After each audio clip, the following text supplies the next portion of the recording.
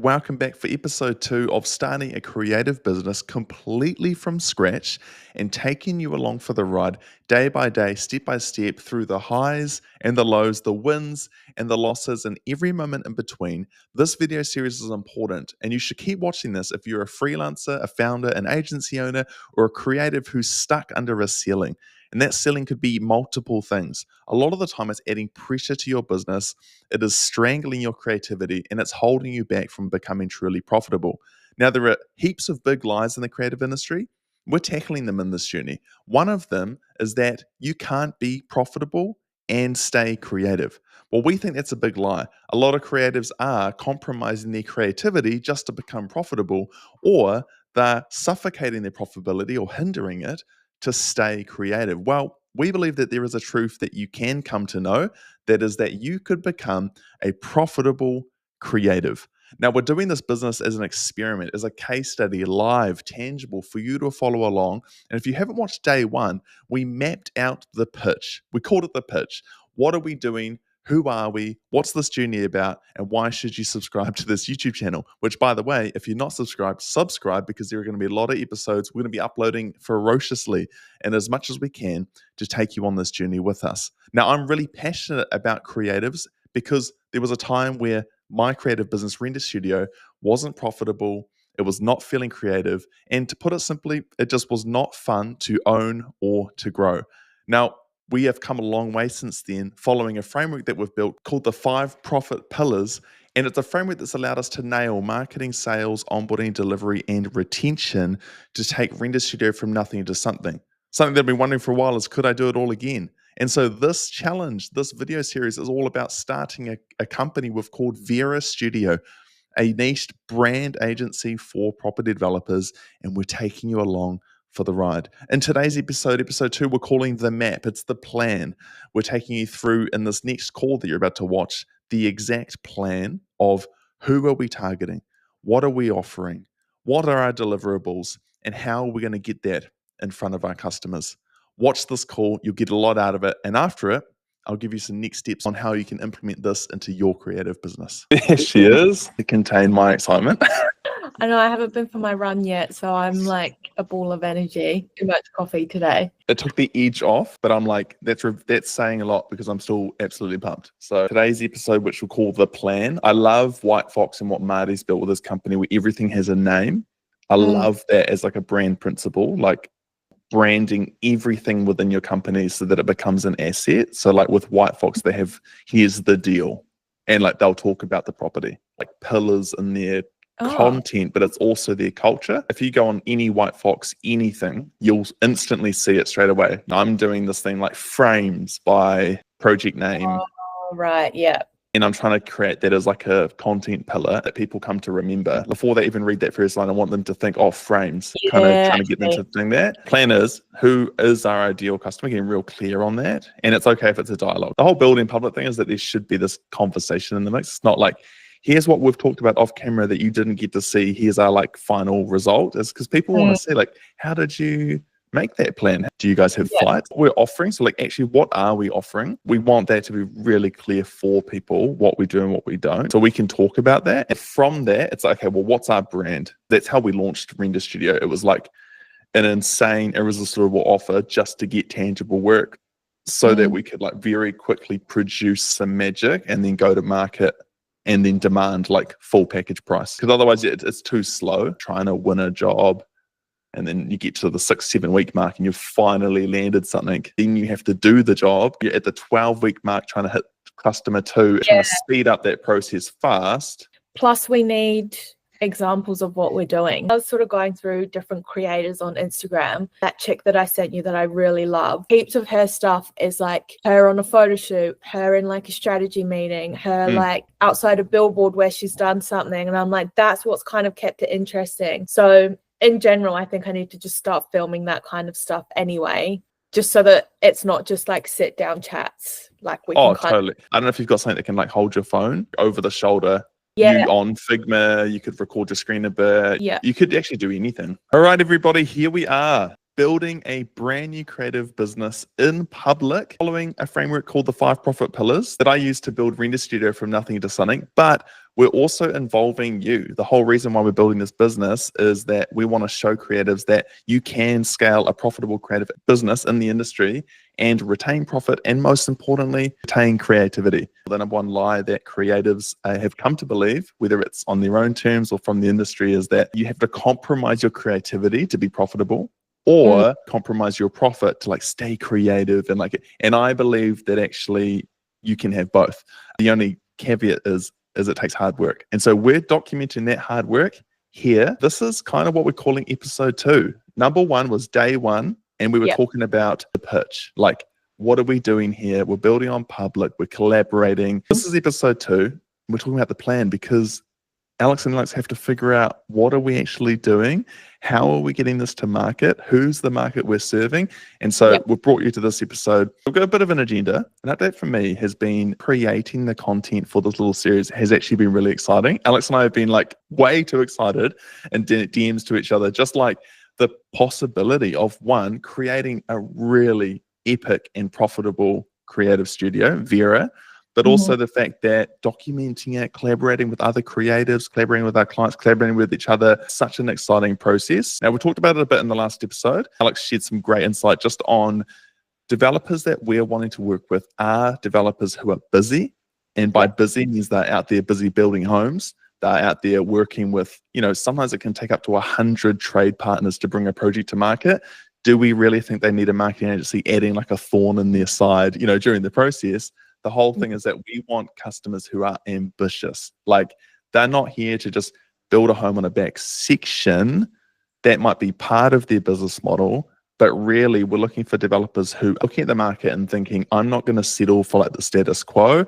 I'm not going to settle for like base materials. Within reason, they're going to push the limits and be like, we want to be known as a home provider with style and flair and something that just stands out, like it's memorable. I think that's Yeah, and I think another thing kind of adding is not just building the homes, but building the brand that comes with it, because developers are constantly bringing out new projects and new sites. So it's finding a way to kind of have that consistency to build their overall brand as they kind of go, and have those things where people see certain design or certain aspects or words or things like that, where people start to remember that they are who they are. Like, we want the customer themselves to know who they are too. That's probably a good point to make, is that branding can be an exercise, because all branding involves strategy. We want to have Vera Studio as a company that isn't just like, oh, we're going to give you a logo, an info pack, some renders and a landing page. It's like, no. Before that all happens, we want to understand, like, what are the homes you're building? Is this the final product, or are you doing this in a journey to build a future state homes in the future that you're wanting to design? We want to understand what's that pathway for that customer. And so we want Vera to be positioned as like, just because we're stripping out the fluff and you're getting everything that you need and nothing that you don't, it doesn't mean that we're trying to build a cheap studio. We're wanting to build a lightweight, high impact studio that is bang for buck, but it's also not like pinching pennies. We're not looking for customers who are wanting to scrape by. We're looking for customers who understand that brand actually isn't a luxury, which is probably controversial. A lot of businesses, not just property developers, think that branding and marketing is like a luxury item that you can do later on. But what's better, like waiting till you're 10 projects deep to finally do a brand and try to communicate to the market who you are, or starting from day one, every build contributes and compounds to like your brand message in the market. We want our developers to be like, even if they're doing their first development, their second, their fifth, their 10th, every development that comes to market, it's like it's layering their brand presence and voice and message and market share in the market. That's what we want to do. Similar to a conversation that we're going to be having with someone this week who has done one development already and is already in the process of doing a second development, and we know is going to begin to repeat this process over and over and over. They're at a really good stage at the moment where they can start to kind of like each development that they do, they can build those bricks layer by layer. I think that that's a really important part for us in what we're doing. And I think what a lot of people aren't offering. The keyword offering that's next on our little agenda here is that our ideal customer is an ambitious property developer that sees the future and doesn't want to wait. They want the future to happen now. And that future is a brand that is known in the market, has a presence, and every home becomes like an asset to their brand. That's like one of the most exciting things with like renders or physical builds is that in this process of branding and construction, developers who nail this and get this right, physically building their brand presence around their location. And that is just like something to fizz about. And that's something that we want to deliver from Vera. From the sign that goes on a brand new property that's been purchased to a property that gets completed and added as a case study to the website, we want every touch point in their company to be a case study to add to their brand, which brings us to the next point, which is the offering. So what are we actually offering? Like Vera Studio, we've had lots of conversations. In the first episode, we said we've sort of pivoted. We were going to do like brand marketing with renders, landing page, info pack, and sales and lead gen and kind of everything. We've kind of distilled it down to going, hey, we want to do what we know that we are really, really good at. And we also want to understand that there are other roles in this partnership of a developer going to market, like salespeople, agencies, in-house sales. So if they're really good at doing what they're doing, we don't actually need to hold the lead gen and sales part. So we can just do brand and marketing really well. I like the idea of offering a brand, whether that's for the company and a project or just the project, because some of our customers, if they're ideal, they already have a brand, which would be like almost part of an ideal customer. They're already making those investments, and we want to sort of take over and start to like really enhance their project branding. But we also might have customers that don't have a company brand either. I think we want to do the marketing collateral that allows them to get to market. So the info pack on a property, which is like the brochure or booklet that has all of the project details, unit information, pricing spec, agent contacts, all that kind of thing. And then renders would be a part of that as well. Yeah. And the last one would be like landing page. That for me, I feel like those 4 items would give a developer everything they need to go and tap Mr. Salesperson on the shoulder and go, hey, like we're good to go. What do you think? Is that like too much, not enough? Stripping it back and making sure that we are offering a really high value service. And I think it's smart for us to keep it with what we're good at and what we're experts, and anything else can be outsourced, because at the end of the day, the whole solution and the reason behind this is we want these developers to have the best shot they possibly can. By us trying to do everything, they're not going to have that. So if we keep what we're really good at, which is all those things that you just listed, and I mean, like you've got some great contacts who in the sales industry, and even people like also photographers, stages, interior designers, architects. Like we could actually, that could be part of our, not offer, but a part of who we are as Vera Studios, like have this professional network to be like, hey, like I think what you're saying is like, we know what we're good at. It's the brand and marketing. Yeah. But also we've got all these partners where it's like, hey, here's an architect, here's an interior designer, here's a stager, here's a photographer, here's a drone pilot, here's some professionals, auxiliary sales partners, and then it keeps it really clear. It also means that we achieve a secondary goal. First one is to serve property developers and make them absolutely amazing. First goal is build a company that's profitable and scalable and enjoyable. It's kind of all part of the series. We don't want to end up falling into the trap of like agency behemoth mode, where you bloat out all these services, take on all these overheads, and fast forward to it looks like it's all good, but you're on like a 4% margin business and it's just a nightmare. So I agree. Consolidate it, keep it tight. We will smash this for customers. We want to make sure we've got partners with like the best of the best for all of those other services. There's so many different avenues and things that can be done. But again, like you said, let's give it to the experts. I mean, we've both got contacts already, and we'll make sure that they are the best of the best. And it just makes it easier for everybody. And then we're still reaching those 2 goals that we've mentioned. Because what we're building needs to line up with what we're promising, even to just people watching this journey, is that we're building a lightweight, heavy hitting studio. If we become a heavyweight, lightweight, light impact studio, it's going to be like, what are you guys even doing? And it's going to be great for us to be a reminder. So even in this moment, I'm like, we got to keep this aligned to what we're promising to share. which is really cool. So I mean, that's our ideal customer: ambitious property developers, future focused. What we're offering is brand, marketing, info pack, and landing page. And what that really means in terms of deliverables, I think, is we want to give someone a brand, but instead of giving them like a brand guideline that's like 107 pages long and it's justifying like a 60K spend at an agency, we want to give people like a shortened, still lightweight but high impact like brand guide, what they actually need to go to market. Because a lot of the time people don't need or don't even use these massive guidelines they get given. It's all right to be a Coca-Cola, but there's not many Coca-Cola property developers.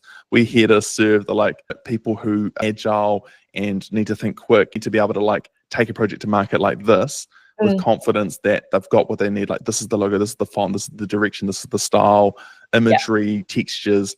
And so we want to deliver people a brand, like a simple deck, like almost like a mini deck. What do you call them? You've got a great framework for it. I have a brand dashboard that I have been using in the last like year and a half, and it has been a game changer, honestly. So it's got the logos on there, the fonts, the colors, and then 2 examples of kind of how it looks. So that is like an extremely condensed version. What colors can be used together. Like, looking at this, I wouldn't put the jet black and the vintage green together because you wouldn't be able to see it. Yeah. So just like really small things like that, that are important rules of the brand, but it is purely just that. It's not all of the extra stuff, you know, like the likes of Coca-Cola where they've got those. So I do think that there are a couple more things that we would add, and the deck would maybe be, I don't know, 5 pages, 5 to like 8 pages long. So that's something that we could definitely look at. And even things like examples of how the branding is going to look on signage outside the site. That might be useful. Totally. Like this. Street signage, project signage, like site rep examples, billboards, even like some social placements of like what ads could look like. Not having to actually do them, but like, here's some framework. They can go to their media agency or a marketing partner that we send them to do lead gen, or their sales partner, and be like, based on the brand we've developed and the message and the direction, here's some great ads that would run well. So just to complete that brand, which comes with a brand guide, dashboard with context, like useful use cases, application. Here's how to use the brand. That's going to be super, super, super valuable to send to signwriters, to send to agents, to send to marketing agencies, to send to whoever. This is the brand. This is how you can use it. So the info pack, and even within the info pack, making sure that it's like got everything that it needs that's effective in the hands of a buyer. I think a big thing with info packs is everyone thinks you just got to put like as much info in there as possible, but I don't think that's the case. Like, it needs to be distilled down to like all of the just like crucial information, obviously paired with good design, good renders, and also making sure that it is really user friendly. Location, like where is it located, where are the supermarkets, where are the like schools, how close are they, even having maps, things like that, but making sure that it's not, again, like the brand guide. It's not a Wikipedia. Like, we're not trying to give people like the history of Avalon Lower Hutt. Like, we're wanting to give people like, here's the amenities, here's the highlights reel, here's the summary. Like, if someone was to put like a really big info pack into ChatGPT and say, summarize this for me, we almost want to be designing like that summarized version, which I totally agree with. I think the next thing as well is going to be giving people not just brand application, but something to get started. So my idea has been like creating some social tile, like almost like a little starter pack. Like, here's something to get you going. Because even though we might pair them with like a freelance social media and expert or someone. It's like, we want to get the ball. We want it to make it as easy as possible for these guys to receive work and get to market like ASAP.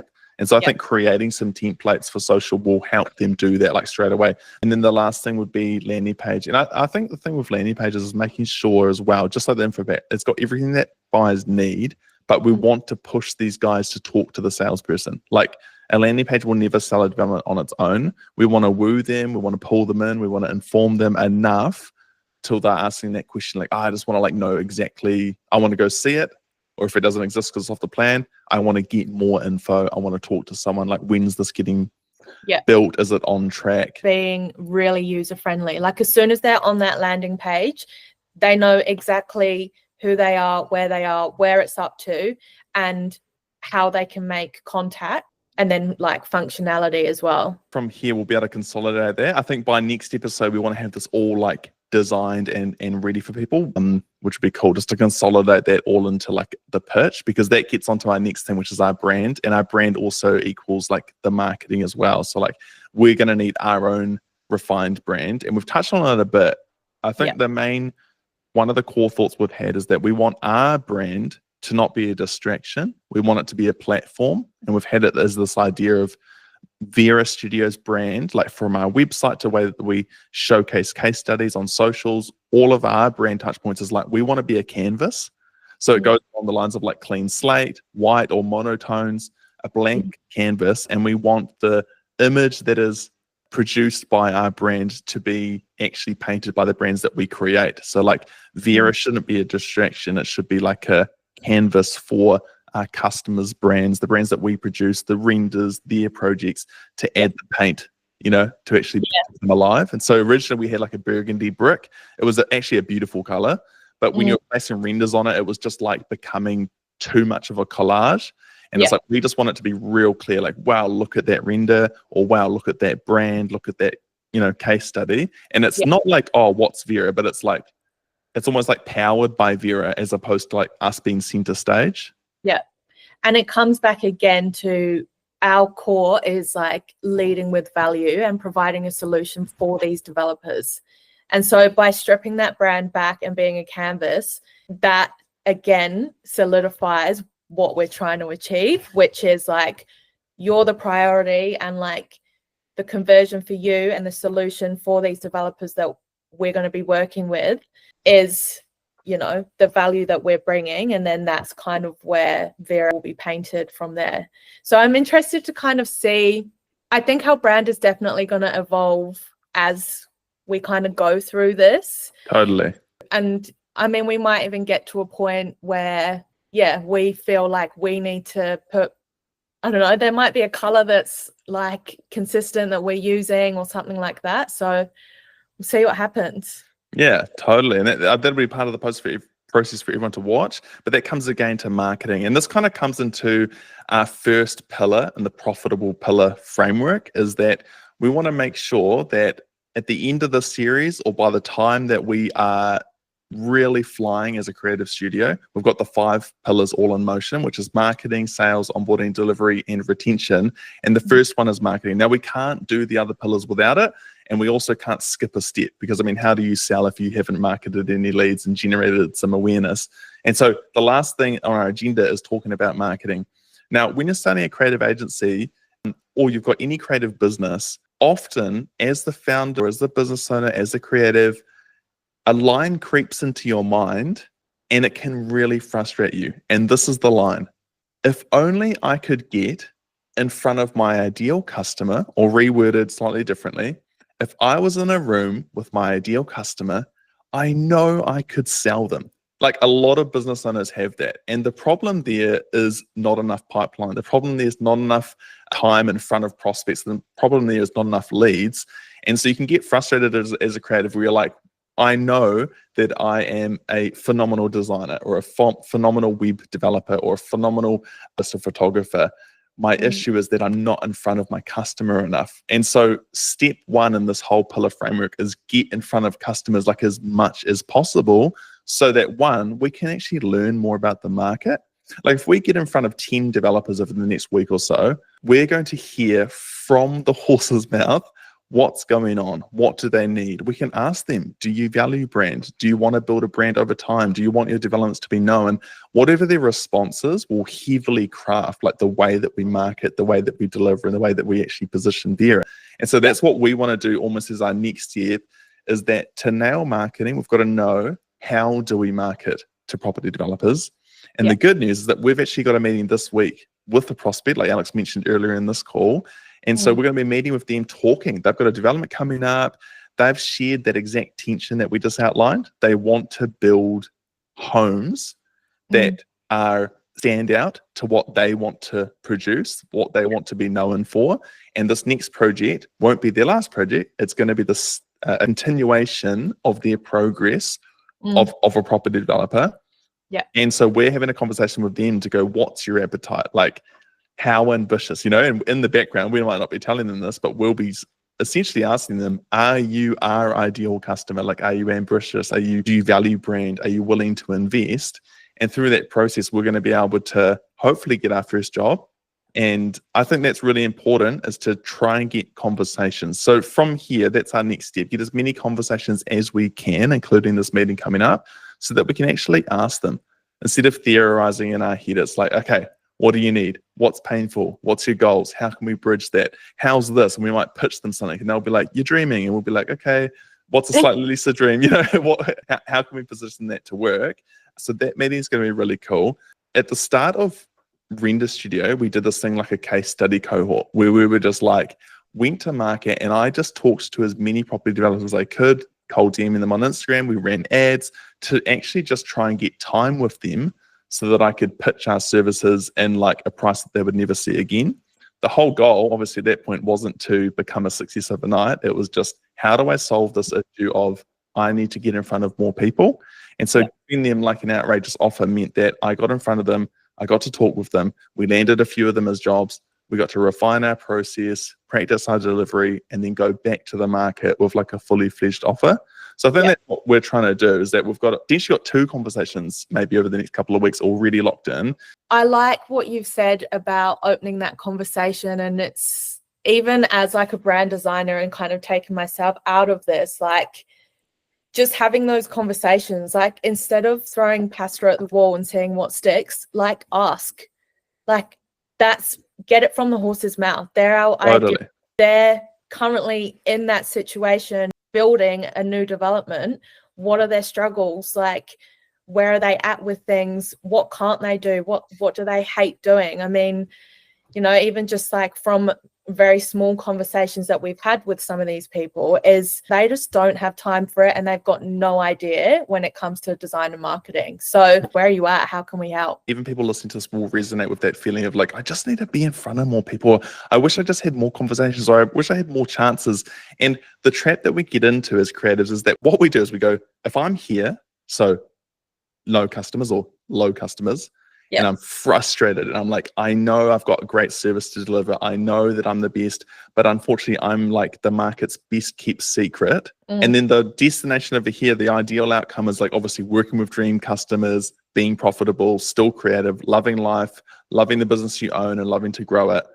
The bridge between there, creatives or business owners often add in all this complexity to get to the final result. So we'll be like, oh, I just need a new website, I just need to reinvent my brand, I need to just like post more, I need to like maybe like boost a post for $20, and this might be pressing people's buttons because it's so true. And you're like, oh, I might need to go to like a BNI, like a business meeting. I'm only going to grow if I can fly to Australia. Like there's all this friction we place. Yeah. Because why? Because we want to talk with more ideal customers. Well, what if you this might be revolutionary for someone today. What if you just cut all of those middle steps and just went, what if I just went and talked to more customers? I know it's going to sound too simple, but it's actually the answer. The answer to I'm not talking to enough customers is literally go out there and talk to more customers. Now, the problem you'll find is that it's hard to get those conversations if you've got nothing to sort of offer in the moment. And so that's what we're going to experiment with Vera, is we might do either a value trade. We'll go, hey, we'll give you something for free in exchange for 20 minutes of your time. Honestly, it works like a charm. You do not want to do it forever, because then you're just giving away your time and not making any money. But it's a great way to get initial conversations. So it could be a brand audit. We could literally audit their renders. We could audit the current site. We could audit we probably wouldn't audit the development, that's their job. But we could audit something in exchange for time. No strings attached, because that gives us time with that customer. And guess what happens on that call? We ask them questions, we build rapport, and at the end of the call, you can say, did you have any questions for me? And it works like a charm. 40% of the time, which is still good odds. They'll say, so what are you guys doing? It's like full permission to pitch in that moment. So that's one strategy. And the other one is case study. So for what we might sell a full Vera offer for like 30, 40 grand, we do a case study cohort and give a version of that for like 10 grand or something that feels irresistible or feels outrageous. Because in the same way, they're seeing the offer presentation and getting it at a bargain. What that gives us is the ability to practice our goods, process of delivery, understand our customer in a more intimate way, and then have more case studies, literally, to then go back to the market full force. So I think that's the marketing pillar, is like, how do you get in front of more people? And the cool thing is that as that evolves, as we talk to 10, 20, 30 property developers, as we deliver 3 case study products, as we maybe do a handful of brand audits, we'll find ourselves in a place where we know so much more about our customer. We know so much more about what we want to offer, how we're going to offer it, and who we need to help us offer it. And we can go to stage 2 of marketing, which is now just marketing full service products, but with the backing of case studies, experience, knowledge, all this kind of stuff. And so I feel like my brain's ticking about that whole, just what you said with when you're talking about the person and then all of these extra things in between, and then removing all of that and just like having these conversations. Again, it's coming back to like that video that you posted yesterday, I think, about clarity. And I think that that's another really core value for us, is just like we're getting really clear on what we're doing, who we're serving, and how we're going to do that. Totally. It's so important. Like without clarity, like you literally have nothing. If you're not clear, you don't know who you are. You don't know what your business is. You don't know who you're serving. You end up being, and again, I should probably just put a disclaimer at the front of all of our videos, being like, all right, I'm about to offend you like crazy. Get your tissues, get over with it. Here we go. If you are a creative without clarity, you are like an overpriced artist with no work to do. Like that's pretty harsh. That hurt me. The reason why is because no one knows what you do and how good it is if you don't know. It's this whole thing of every level of separation or every tier of your message. If you describe it as like a ripple, so if you dropped a stone in a flat bit of water, those ripples large at the start and then they sort of start to diminish. By the edge of that piece of water, you'd barely even know that like a ripple had formed, a stone had been dropped like way out in the deep. This is like communication. It's always loudest at the center, but then it gets quieter or lower as it goes out. And so if you're the creative and you're the stone entering that water, if you're dropping it from a low height because you don't have clarity and you're not really sure, like there's not much going on there, like you're not clear, every layer out, so from you to your content, to your prospects, to your customers, to your team, it gets quieter and quieter and quieter. And then every creative who's an absolute weapon, people watching this video, just become like generalists. And that's the worst thing for a creative. Creators love to be known for like the thing that they're good at. Like, so clarity for Vera is going to be nailing these things down, getting it documented so that we so clear, like this is Vera. Like we serve you if you like this. And these are the things that we deliver, plain and simple. Which will also seep out through to the people we're going to work with as well, because they also equally need to be clear about what they're offering and who they're offering it to. Brand is like 3 birds with 1 stone. Like if the customer, the developer themselves are clear on their brand, because the Vera Studio has empowered them to have clarity on that, assets on that, a dashboard on that, a website, all of these assets, these outcomes, then their customers will be super clear. Like, oh, this developer seems to like be in this way inclined, like they've got this style direction. Perfect example would be like Brooksfield Homes in Christchurch. It's like they're redeveloping a city, like one cottage or one villa at a time.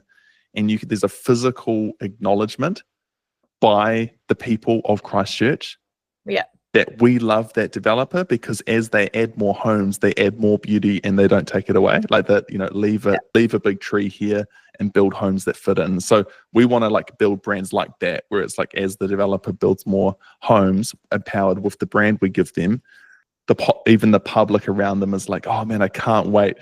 Because there's not many Kiwis that would say, I can't wait for a developer to move into my street. Like a bit of a big call, but it's like, we want to build brands where people are excited for their neighbor's house to get torn down. True, actually. True. It is. It's true. We want people to be excited about it. And that does come down to brand and working with developers who are beasts. So it's going to be exciting. It's gonna be sick though. It's like going to site, seeing a billboard and just being like, we did that. Yeah, I know. I can't wait. I'm so It's going to be pumped. so sick. There we go, everyone. Episode 2 is a wrap. Alex and I got clear on who are we serving, what are we offering them, and how can we potentially get this to market. Stick around for episode 3 because we're going to be showing you exactly how we're going to get this in front of prospects, how we're going to book meetings, what will those meetings look like, and the next step that we need to do as a creative agency is put together a pitch deck. At Render Studio, we like to call it a price guide. It gives a customer testimonial, a bit of example of work. It shows our exact process of delivery so that prospects can see how we roll and what to expect. And then we even outline pricing right there for prospects to see. We don't want to waste time, and I'll talk more about it in the future in this next episode on how to price, when to reveal pricing, and how to guide prospects through sales calls. It's going to be super exciting. Thank you so much for watching this video. If there's anything that has stood out to you, please put it in the comments below. And again, if you're not subscribed, subscribe, like, and comment on this video, because in between these episodes, from some feedback from some viewers, I'm going to be releasing some tangible trainings behind the steps that we're taking. So you're going to get the vlog style documentation here of us building this business from scratch in public, but I'm also going to release some of the trainings in more depth, like how do we come up with our own brand? How do we come up with an offer? How do we know what niche to focus on? How do we get services that as we scale in enjoyment and profitability and not the other way around? Well, I'm going to release those videos in between these episodes. Subscribe to be the first one to see it. And as always, I'll see you in the next one.